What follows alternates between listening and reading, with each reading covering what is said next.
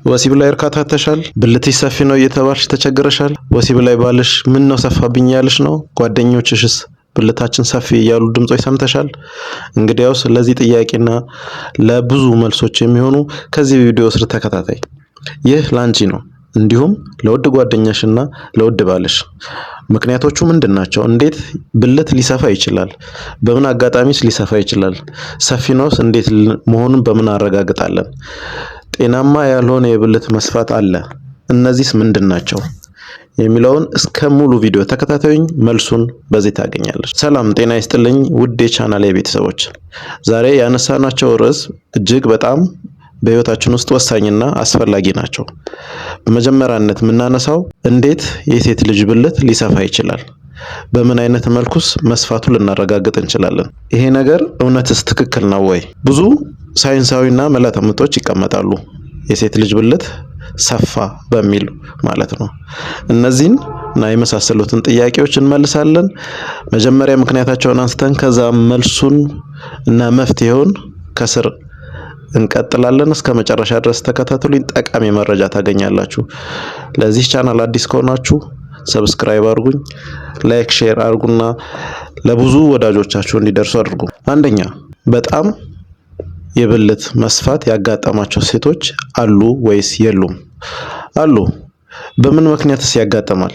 እነዚህ ምክንያቶች በርካታ ናቸው። ከበርካታዎቹ ደግሞ የተወሰኑትን እናነሳና ከራሳችሁ ህይወት ጋር ታያይዙታላችሁ። በመጀመሪያ ደረጃ የሴት ልጅ የብልት መስፋት የሚከሰተው ተደጋጋሚ የሆነ ጫና የበዛበት የወሲብ ማድረግ ስትጀምር ነው። በተለይ ብልታቸው ከፍ ያለና ወፍራም በሆኑ ወንዶች ተደጋጋሚ የሆነ በፍላጎትም ያለ ፍላጎትም ተደጋጋሚ የሆነ ወሲብ በምታረግበት ሰዓት የብልት ጡንቻዎች የመለጠጥና የመርገብ ባህሪ ያላቸው። በእርግጥ ብልት ሰፋ የሚባለው ጡንቻዎች ሲለጠጡና ሲረግቡ ነው። በተፈጥሮ የሴት ልጅ የወሲብ ቦታ ወይንም ብልቷ በጡንቻዎች የተሞላ አስፈላጊ ሲሆን ሊለጠጥ፣ አስፈላጊ ሳይሆን ሲቀር ደግሞ በቦታው እንዲመለስ ተደርጎና በዛ አማካኝነት የተሰራ በጡንቻዎች የተሰራ የሰውነት አካል ነው። ይህ እንግዲህ በምን አይነት መንገድ ሊበላሽ ወይንም ሊሰፋ ይችላል የሚለው አንደኛው ተደጋጋሚ የሆነ የወሲብ ማድረግ ነው። ሌላኛው ደግሞ አሁን ላይ በተለይ ደግሞ ራስን በራስ በማርካት ሂደት ላይ በተለይ ብዙ ማሽኖችና ቶይሶች አሉ ገበያው ላይ አላስፈላጊ የሆኑ መጠን እርካታ ላይ ለመድረስ እየተባለ ከፍተኛና ወፍራም በሆኑ ነገሮች ራስን ማርካት፣ በተደጋጋሚ ራስ ማርካት ሲፈጠር ይሄ ምንድነው መለጠጥ ካለበት መጠን ውጪ ወይንም ተፈጥሯዊ ባልሆነ ወሲባዊ ራስን የማርካት ሂደት የሚፈጠር አንዱ ነገር ነው። ይሄ ማለት ብልት በተደጋጋሚ በጣም ተለቅ ባለና ውጥር በሚያደርግ ነገር እንዲለጠጥ ሲደረግ ቦታውን የነበረበትን በፊት ስትረች አድርጎ የሚመለስበትን ቦታ እንዲለቅና ጡንቻዎቹ እንዲላሉ ያደርጋል ማለት ነው። ከዚህ ነገሮች መቆጠብ ነው። ሌላኛው በተፈጥሮ ሂደት እንግዲህ ብዙ ሴቶች የመውለድ አጋጣሚዎች ሲኖሩ ተደጋጋሚ የሆነ የወሊድ ሁኔታዎች ሲኖር በእርግጥ ይሄ ተፈጥሯዊ ነው። ተፈጥሮ ሴት ልጅ ወልዳ ከዛ በኋላ ስትረች አድርጎ ወደ ቦታው ይመለሳል። በጣም ይለጠጥና ከብዙ ጊዜ በኋላ ስትረች አድርጎ ይመለሳል። አብዛኛዎቹ ሴቶች ግን የበፊት የወጣትነታቸውን ያህል ስትረች አድርጎ ስለማይመለስ ምን ያጋጥማል? ባልና ሚስት ላይ እንደ በፊቱ አይደለም፣ ብልትሽ በጣም ሰፋብኝ፣ እንደዚህ አይነት ነገሮች ይመጣሉ። ሁለተኛ ከሰርጀሪ ጋር ተያይዞ የሚመጡ ነገሮች አሉ። ስቲቾች ምናምን የሚሰሩ ነገሮች አሉና ይሄ በተፈጥሮ በወሊድ አማካኝነት የሚከሰት የብልት መስፋት ነው። ሌላኛው ደግሞ በተፈጥሮ እንዲሰፊ ሆኖ የሚፈጠሩ ሴቶች አሉ። በጣም እርጥበታማ የሆኑ ገና ሙቀት ውስጥ ሲገቡ የወሲብ ንክኪ ሲኖሩ በጣም ፈሳሽ የሚበዛቸው ሴቶች ለዚህ ችግር ይጋለጣሉ። በጣም እርጥበት ሲሆን የወንድ ልጅ ብልት ወደ ውስጥ ሲገባ ምንም አይነት ሴንስ የማጣትና በጣም ፍሌክሲብል የመሆን ሂደት አለው።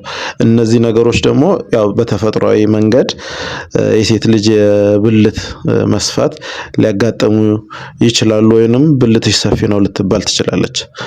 ይህንን ካልን ዘንዳ እንግዲህ እስካሁን ሰብስክራይብ ያላደረጋችሁ ሰብስክራይብ አድርጉ ቤተሰቦች።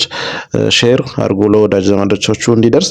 እነዚህ ነገሮች አጋጠሙን እንበልና እንዴት ነው ወደ መፍትያቸው የምንሄደው? እነዚህንስ እንዴት ኮንትሮል ማድረግ እንችላለን?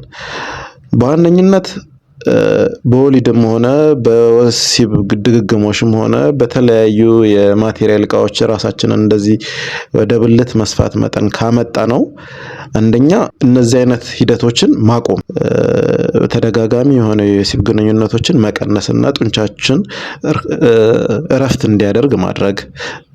እረፍት አደረገ ማለት ከእንደገና ራሱን ቢውልድ ያደርጋል ማለት ነው። ሌላኛው ደግሞ በተለያዩ ማቴሪያሎች መጠቀማችንን በተቻለ መጠን ብናቆም፣ ካልተቻለ ግን መጠነኛና የተመጣጠነ ሰውነታችንን በጣም ስትረች ላያደክም ጡንቻዎቻችንን ላያደክም በሚችል መንገድ ማስተካከል ብንችል።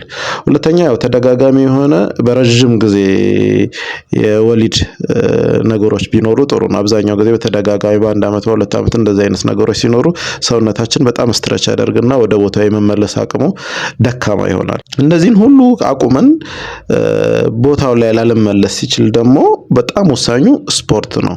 ስፖርት ለዚህ አካባቢ የሚሆኑ ስፖርቶች አሉ። እነዚህን ስፖርቶች በጤና ባለሙያና እንዲሁም የስፖርት ባለሙያዎች አሉ።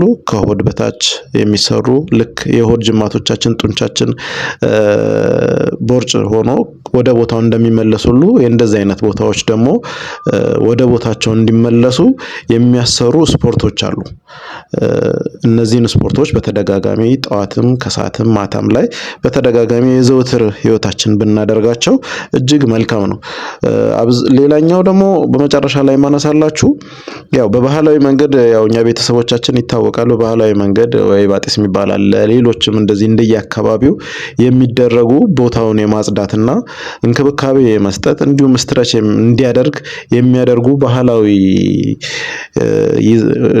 ድርጊቶች አሉ። እነሱን ደግሞ ማድረግ እጅግ በጣም መልካም ነው። ይሄንን ካደረግሽ ጣፋጭ የሆነ የወሲብ ጊዜ ይኖርሻል። ባልሽም ሆነ የፍቅር አጋርሽ እንደዚህ አይነት መጀመሪያ ላይ ያነሳቸውን ሰፋብኝ አልተመቸኝም የሚሉትን ሐሳቢዎች የማንሳት እድል አይኖረውም ማለት ነው። ሌላኛው ደግሞ አንድ መጨረሻ ላይ ልጨምርልሽ የምፈልገው ነገር አብሮሽ ያለው ጓደኛሽ ከመጀመሪያ ጀምሮ ያለው የብልት ውፍረት ወሳኝነት አለው። ካንቺ የብልት ጋር የሚያደርገው የወሲብ ግንኙነት ምናልባት ብልቱ በጣም ቀጭን ከሆነ በእርግጥ የሴት ልጅ ተፈጥሮ እነዚህን ነገሮች ስትረች አድርጎ በተፈለገ መጠን እንዲለጠጥና እንዲመለስ ተደርጎ የተሰራ ነው።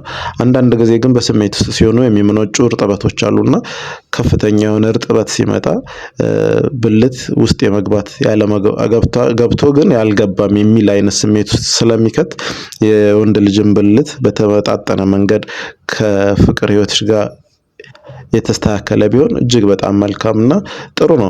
በእርግጥ ቀጥተኝነት ብቻ የሆነ የወሲብ ግንኙነት እርካታ ላይ ባያደርስም እነዚህ ነገሮች ደግሞ ለወንድ ልጅ በጣም እርካታ ላይ ለመድረስ ከፍተኛ ስለሆኑ ላንቺም ስለሚያስፈልጉ ነው። እነዚህ ነገሮች ብትተገብሪያቸው ህይወትሽ ላይ ቀለል ያለ እና ደስተኛ የሚያደርግ ላይፍ እንድታሳልፍ ያደርግሻል ማለት ነው። ስለተከታተላችሁኝ አመሰግናለሁ። ጠቃሚ ሆኖ ካገኛችሁት ላይክ፣ ሼር፣ ሰብስክራይብ አድርጉ። በሚቀጥለው ቪዲዮ እንገናኛለን። ወዳችኋለሁ። ቻው።